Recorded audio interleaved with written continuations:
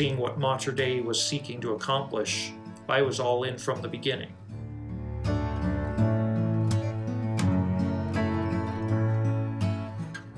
The nature of education is such that it's not intended to be these huge institutionalized means of running kids through this common kind of pathway.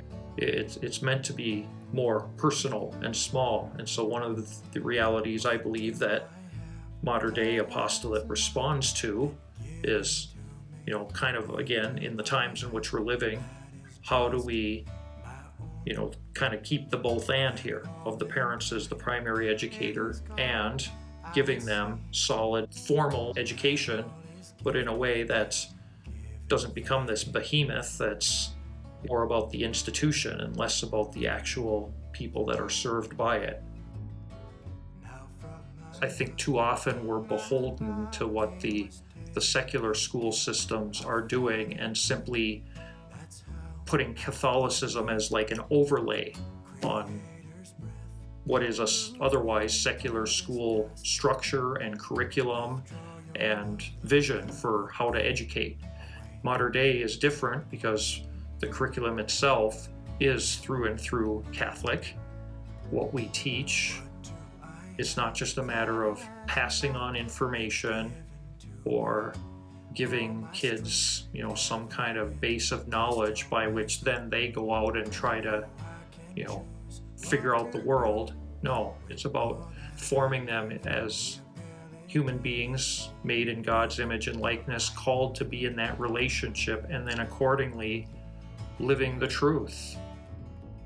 Mater Dei Apostolate truly sees that as the goal. We're not just passing on knowledge, we're forming disciples. I see the model in Mater Dei and Queen of Peace being complementary because of their shared mission. That all is gift to be given freely. Mater Dei is responding to the same realities that we are, but you're responding with a blank slate, and so you're able to do different things. And I think that what you're doing is one of the best strategies that I know of for responding to the new realities that we're facing as the church's style has changed and as the challenges of modernity have shifted. And the good thing about Mater Dei is that it really is flexible to meet a far-flung need. We have people all over the place who want that. And we only have so many locations of Catholic schools, especially in the Duluth Diocese. We don't have a lot of Catholic schools. There's a lot of land in between. And so we need structures that will serve these larger areas. The Cloquet Deanery is really what we're thinking about here. That's the context that Mater Dei would be stepping into, where you have multiple parishes who are interested in education, where we have families who want to keep their kids out of the harmful realities that are going on in public school, but who will not have an option after 8th grade, locally or even within kind of the county here in Carleton or down to Northern Pine County. So I think the situation is really ripe for an apostolate like Mater Dei to come into. One of the tremendous aspects of Mater Dei is that you found a way to keep your model lean enough so that you can use the support from your community, the Catholic support community, to cover the vast majority of the cost. And so that's one of the main reasons why I think the model that Mater Dei uses is one of the best models for the future on the terms that we're facing right now in our society and in our Catholic communities, because you're able to do more with less. The more I learned about Mater Dei and the great vision and potential for a hybrid kind of Catholic high school, it was very intriguing to me. What do I that's not.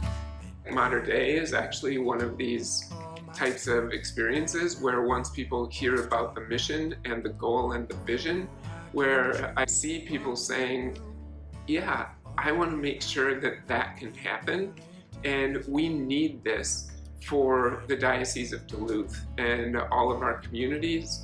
When you find someone, one person or a group of people who will say, okay, we're going to put this on our backs and we're going to make sure that this Catholic school is successful. And often it's people who say, I want to leave a legacy, and I want my legacy to be Catholic education is going to be available here in perpetuity. It takes a community of people who want to see that happen. And that, it seems like, is the most important first step, is who's our community and who's bought into this vision and who wants to see this type of Catholic high school option made available. And then we all have to band together and we'll figure it out.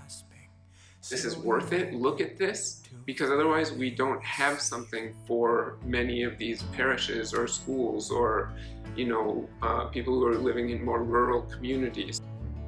Yes, this idea of being able to hybrid a homeschool and in person and get the best of both worlds, it is possible and we're doing it, and the timing is great for people to come to the table and say, okay, we can see this is going to work, and let's give it the influx of financial resources it needs to really get to the next level and establish permanency.